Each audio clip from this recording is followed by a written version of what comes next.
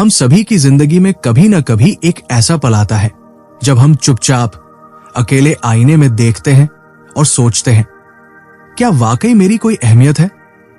ये सवाल सिर्फ तारीफ पाने के लिए नहीं होता। ये इसलिए उठता है क्योंकि जिंदगी धीरे धीरे हमारे अंदर की कीमत को चूस लेती है। हम दिन रात कोशिश करते रहते हैं, दूसरों की उम्मीदों पर खरा उतरने की, हर काम लिस्ट से हटाने की, लोगों की मंजूरी पाने की। लेकिन फिर भी दिन के अंत में ऐसा लगता है जैसे कोई देख ही नहीं रहा, कोई सुन नहीं रहा, और सबसे ज्यादा हमें खुद नहीं पता कि हम हैं कौन। शायद आप भी हाल ही में इस दौर से गुजरे हो, या हो सकता है आप अभी उसी जगह खड़े हो जहां चारों ओर शोर है, लोगों की आवाजों का, अधूरी ख्वाहिशों का, और उस अकेलेपन का जो रात में दिल के चारों तरफ लिपट जाता है। लेकिन सच ये है, आप इस दुनिया में गलती से नहीं आए, आप कोई हादसा नहीं है, और आपको अपनी पहचान इस दुनिया की बदली बदली सोच पर टिका कर नहीं बनानी है। आपकी कीमत किसी तारीफ या आलोचना से नहीं तय होती। आप सोच समझ कर बनाए गए हैं। इससे पहले कि वक्त शुरू हुआ हो, आपको मकसद के साथ कल्पना किया गया था।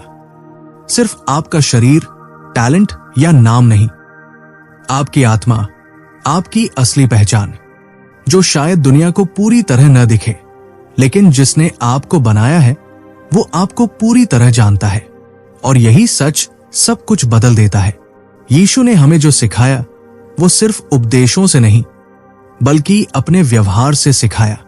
उन्होंने उन्हें देखा जिन्हें समाज अनदेखा करता था। उन्होंने उन्हें गले लगाया जिन्हें अयोग्य कहा गया था।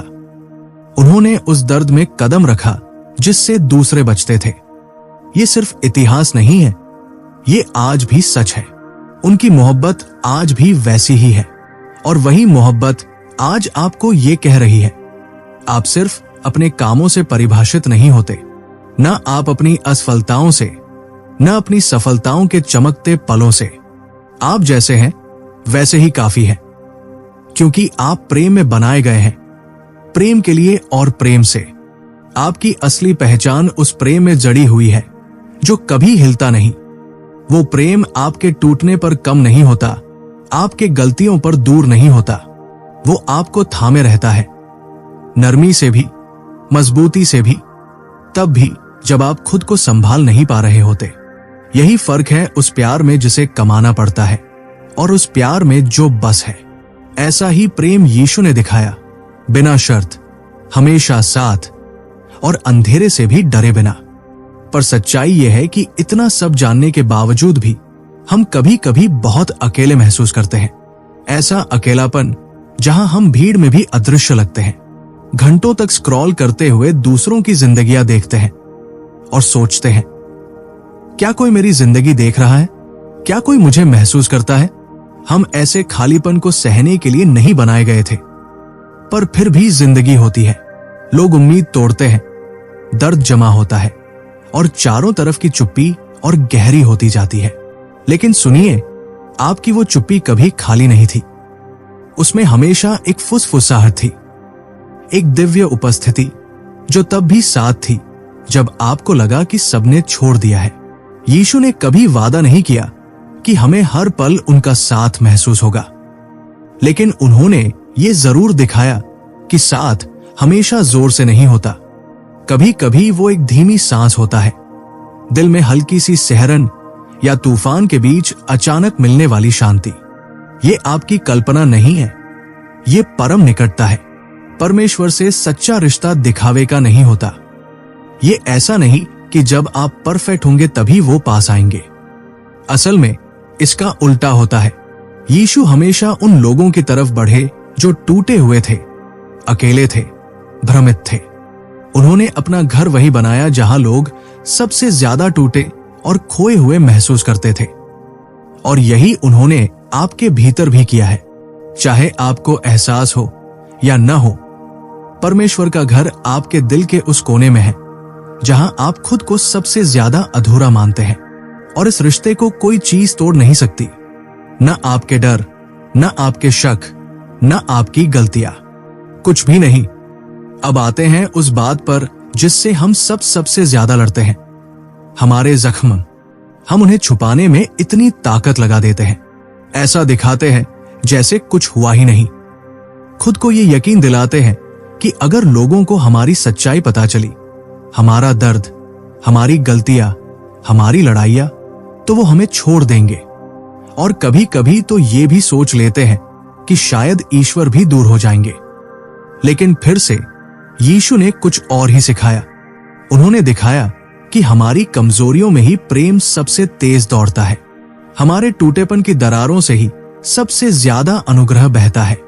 जब यीशु इस धरती पर थे, उन्होंने कभी किसी के दर्द को अनदेखा नहीं किया। वो सीधे उसी दर्द में उतर गए। उन्होंने कभी ये नहीं कहा कि पहले खुद को ठीक करो, फिर आओ। उन्होंने उसी गड़बड़ वाले पल में हाथ बढ़ाया और कहा, मैं हूं, चलो ठीक करें। क्योंकि उन्होंने इंसान की टूटी हालत में भी खूबसूरती देखी। उनके लिए हमारे जख्म कोई शर्म नहीं थे, वो तो एक खुला निमंत्रण थे, एक मौका, चंगाई का, माफी का और नई जिंदगी का। आपके लिए भी यही सच है। आपके जख्म आपको कमतर नहीं बनाते। वो ये नहीं कहते कि आप अब लायक नहीं हैं। असल में वहीं से आपकी सबसे बड़ी ताकत पैदा हो सकती है। वो इस बात का सबूत है कि आपने झेला है, लड़ा है और अब तक टिके हुए हैं। और हां, वो दर्द सुंदर नहीं था, लेकिन उसकी चंगाई जरूर सुंदर होगी। क्योंकि ईश्वरीय प्रेम कभी भी किसी घाव को व्यर्थ नहीं जाने देता। वो उसे एक ऐसा कुआं बना देता है जहां औरों को उम्मीद मिलती है। आप केवल जिंदगी जी नहीं रहे हैं, आप एक ऐसा गीत है जिसे और कोई गा ही नहीं सकता। इस दुनिया में जहां हर कोई अपनी सबसे चमकती तस्वीरें दिखा रहा है, आपकी सच्चाई ही आपकी सबसे बड़ी ताकत है। उसे छुपाइए मत। अपनी इंसानियत को जिंदा रहने दीजिए, उसे बोलने दीजिए, उसे औरों को दिखाने दीजिए कि उनके संघर्षों में भी वो अकेले नहीं है, और ये भी कि अधूरेपन के बीच भी संपूर्णता मुमकिन है। अगर आज आप खुद को टूटा, थका या लायक से कम महसूस कर रहे हैं, तो एक पल रुकिए, गहरी सांस लीजिए और इस सच्चाई को दिल में उतारिए। आप देखे गए हैं, थामे गए हैं, और आप जैसे हैं वैसे ही काफी है। आपकी पहचान प्रेम में है। आपकी उपस्थिति कभी अकेली नहीं रही। परम उपस्थिति हमेशा आपके साथ थी। और आपके जख्म शर्म की बात नहीं, वो पवित्र है। वो कहानियां हैं जो सुनाए जाने लायक है। यही है आपके चंगाई की शुरुआत। यही है वो पल जब आप फिर से याद करते हैं कि आप कौन हैं। न कि जो दुनिया कहती है, न कि जो डर कहता है, बल्कि जो प्रेम कहता है, तुम चुने गए हो, तुम मेरे हो, तुम प्यारे हो। और अब जब आप याद कर चुके हैं कि आप एक हादसा नहीं हैं, खोए हुए नहीं हैं, अकेले नहीं हैं, तो चलिए बात करते हैं उस बात की जिसे हम अक्सर नजरअंदाज करते हैं। आपका उद्देश्य, वो उद्देश्य जो फॉलोअर्स या फेम पर टिका नहीं है। वो उद्देश्य जो आपकी हर सांस में बसा हुआ है।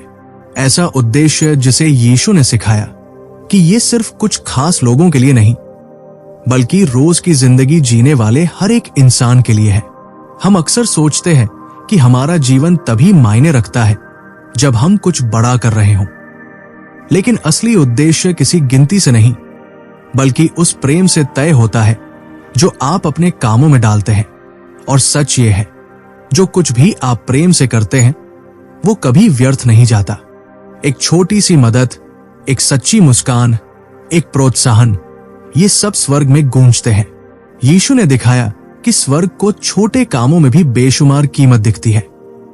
एक प्यासे को दिया गया पानी, एक भुलाए गए को कहे गए हौसले भरे शब्द, किसी दुखी को दिया गया सच्चा साथ।